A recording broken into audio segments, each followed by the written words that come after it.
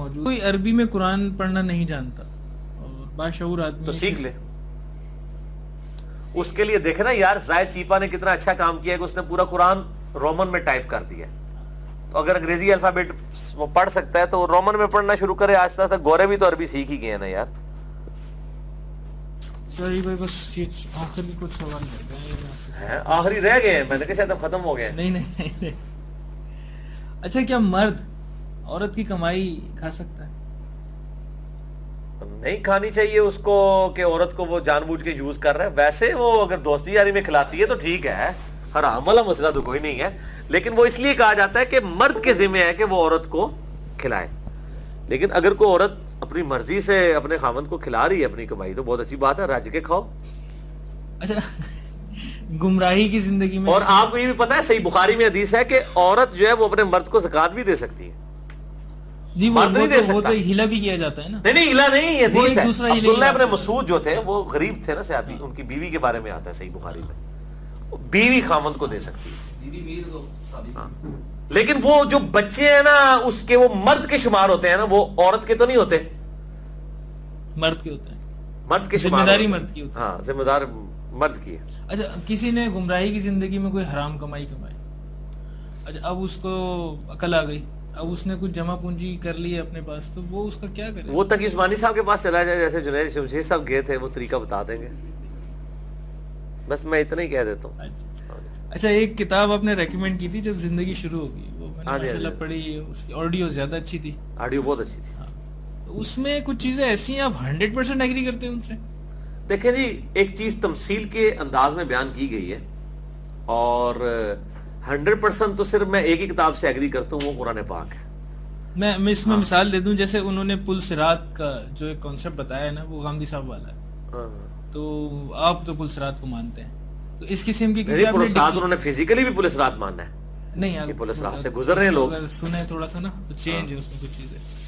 تو بھئی ہمارا تو دیکھیں, جب میں نے اس کا تعارف کرایا تھا, اس کو چھوڑ دیں, میں جب بھی کسی چیز کا تعارف کراتا ہوں, اس کا ایون اس کا بھی کرایا تھا, اس میں میرے الفاظ تھے کہ جو کتاب و سنت کے مطابق چیزیں وہ ہم اپنے گلے سے اتار دیتے ہیں میرے بھائی, ٹھیک ہے نا, ہم اس کے ذمہ دار ہیں.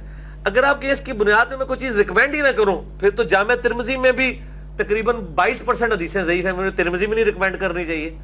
تو ظاہر ہے کہ کمزوریاں ہر جگہ موجود ہوتی ہیں. دیکھیں میں نے یہ بات کی تھی, نہیں ریکمینڈیشن بہت اچھی تھی, ہاں بہت اچھی, بہت لوگوں کی, لاکھوں لوگوں کی لائف چینج ہوئی. میں یہ کہہ رہا تھا کہ دیکھیں جو لوگ ہالی ووڈ کی فلم دیکھ کے سوتے ہیں نا روزانہ, ان کو تو ہم کہیں گے یار عمر سیریز آپ دیکھیں جو حضرت عمر پہ بنائی ہے فلم, ٹھیک ہے نا. تو مسئلہ ہے کہ آپ کس کیٹیگری کو ایڈریس کر رہے ہیں, اس کیٹیگری میں بات ہو رہی ہے. ہم الیاس قادری صاحب کو نہیں کہہ رہے کہ وہ عمر سیریز لگا کے تو جناب مرکز مدینہ میں دیکھنا شروع کرتے ہیں, ان کے لیے تو ہو بھی نہیں رہی بات. عمر سیریز اردو میں آپ نے کہا تھا آئے گی ریسنٹلی, لوگ انتظار کر رہے ہیں. نہیں میں نے یہ کہا تھا کہ آ جائے کاش, ہم نے یہ تو نہیں کہا کہ آ جائے گی. وہ پاکستان کے علماء کی گرفت ہی اتنی پکی ہے, کون یہ کام کرے, اس نے گستاخ ٹھہرنا ہے. عرب کے علماء میں تو پھر بھی ٹالرنس ہے کہ انہوں نے وہ فلم بننے دی ہے. اچھا چھوٹے چھوٹے کوشچن ہیں, وہ ایک ریپڈ فائر میں نے ان سے بنایا. اللہ سے محبت زیادہ ضروری ہے, اللہ کا خوف زیادہ ضروری ہے؟ محبت اور خوف دونوں ہی ضروری ہیں. مسئلہ نمبر 9 میرا ریکارڈ ہے, اللہ اور اس کے رسول سے محبت اور اطاعت. البتہ اگر آپ یعنی قرآن کی تھیم کے تحت دیکھیں نا, تو خوف والا ایلیمنٹ غالب ہونا چاہیے محبت کی نسبت, کیونکہ اس سے انسان کا قبلہ صحیح رہتا ہے. قرآن میں بھی زور خوف پہ ہے, محبت پہ اس کی اعتبار سے بہت کم زور ہے, خوف پہ ہی ہے. اللہ کا تقوی, خشیت, یہ سب کچھ. اسی طرح علم حاصل کرنے میں زیادہ ٹائم صرف کریں یا عبادت میں؟ علم میں زیادہ کریں جی. اگر ٹائم صرف کی بات کرتے ہیں تو ظاہر ہے کوئی عبادت بغیر علم کے فائدہ مند نہیں ہے, اور کوئی علم عبادت کے بغیر بھی علم حاصل کر کے اس کو پریکٹیکلی پھر یوز بھی کریں. یہ دونوں چیزیں دیکھیں سورہ الذاریات میں اللہ تعالیٰ نے ہر چیز جوڑوں کی شکل میں پیدا کی ہے. علم اور عمل دونوں ہی ضروری ہیں, امر بالمعروف و نہی عن المنکر دونوں ہی ضروری ہیں, دونوں جی. اچھا اب جیسے بہت سے لوگ عربی نہیں آتی, تو وہ عربی میں بار بار مطلب سمجھ میں نہیں آتی, عربی میں قرآن پڑھنا بہتر ہے یا اپنی زبان میں وہ ترجیح دیں کہ اپنی زبان میں پڑھیں تاکہ پہلے تو سمجھ لینا ایک دفعہ اردو میں, پھر سمجھ لیں اور عربی بھی سیکھ لینا.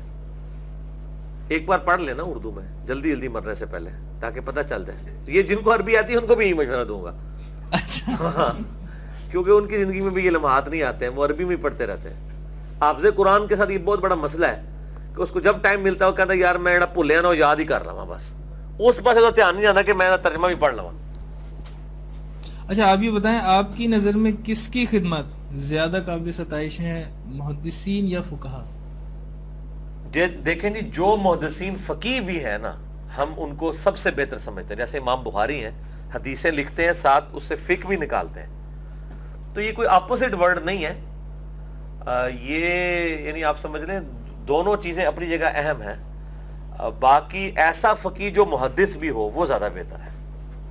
زیادہ بہتر۔ ہاں جی، اچھا نماز ٹوپی کے بغیر زیادہ بہتر ہے ٹوپی کے بغیر؟ وہ ٹوپی کے ساتھ ہی ٹوپی کے بغیر؟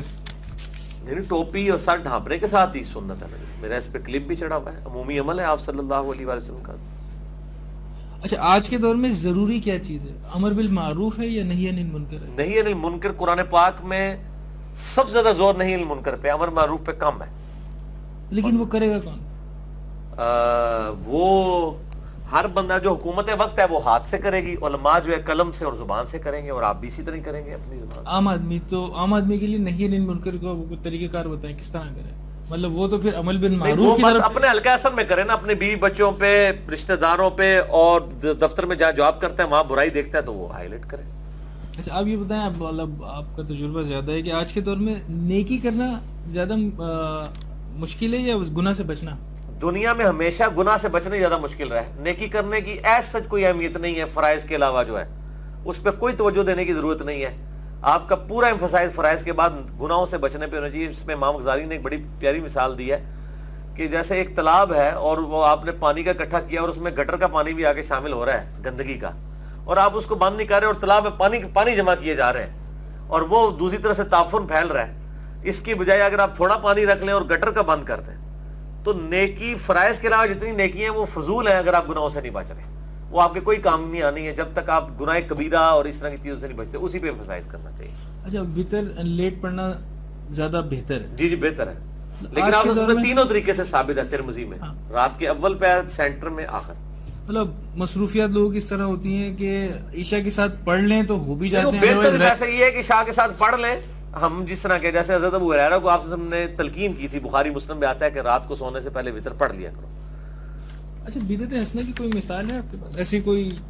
بدعت حسنہ نہیں، سنت حسنہ کے اوپر میں نے لیکچر دیا ہے، یہ ویڈیو جو بن رہی ہے سنت حسنہ ہے، یہ میں نے گھڑی باندھی یہ سنت حسنہ ہے، الیکٹرانک کاؤنٹر سنت حسنہ ہے، بخاری مسلم کی کتابیں سنت حسنہ ہے، سافٹ ویئر سنت حسنہ ہے، یہ سنت حسنہ ہے، بدعت حسنہ نہیں ہے، اور یہی مسلم میں حدیث ہے جس نے اسلام میں اچھا طریقہ جاری کیا، اچھی بدعت نہیں، طریقہ جاری۔ وہ پوری حدیث کیا ہے کہ آپ صلی اللہ علیہ وسلم کا کچھ غریب صاحب آیا، آپ نے اپیل کی، ایک بندہ گھر سے پوری بوری اٹھا کے لا کے مسجد نبوی میں رکھی اور اس کو دیکھا دیکھی اوروں کو ہمت ہوئی، آپ نے فرمایا جس نے اسلام میں اچھا طریقہ جاری کیا، وہ ادھی حدیث بیان کرتے ہیں نا، ٹھیک ہے نا، اچھا طریقہ جاری، ایک شادی ہے ایک سے زیادہ؟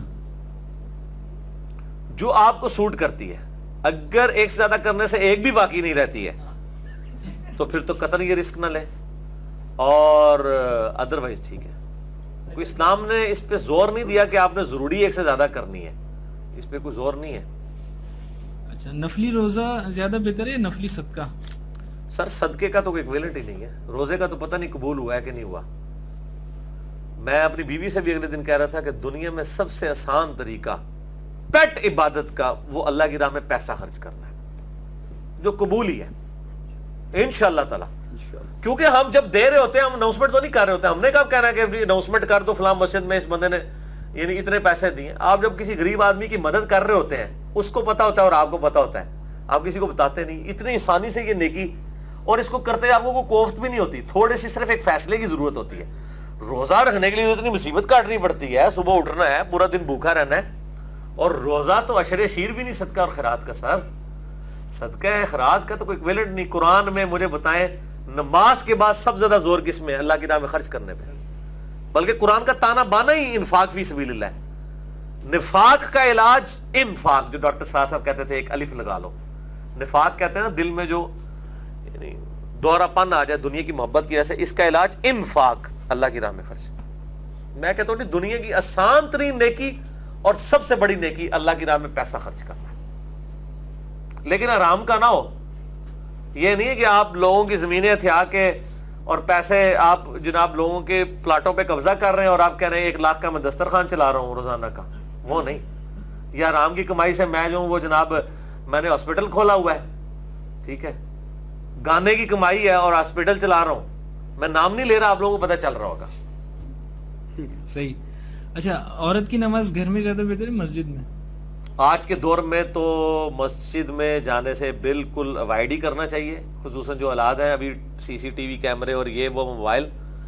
اور ویسے بھی اس میں ابو داؤد ترمذی میں حدیثیں موجود ہیں. مسند 161b میں نے بتایا کہ آپ صلی اللہ علیہ وسلم نے پسند کیا کہ گھر میں بھی عورت کی نماز سب سے بہترین نماز گھر میں ہے, اور گھر میں بھی کوٹھڑی میں, ٹھیک ہے نا, اور اس کے بعد پھر کمرے میں, اور پھر بالکل آخری درجے کی صحن میں. عورت کا مطلب ہی چھپانے کی چیز ہے, عورت کہتے ہیں عربی میں چھپانے کی چیز.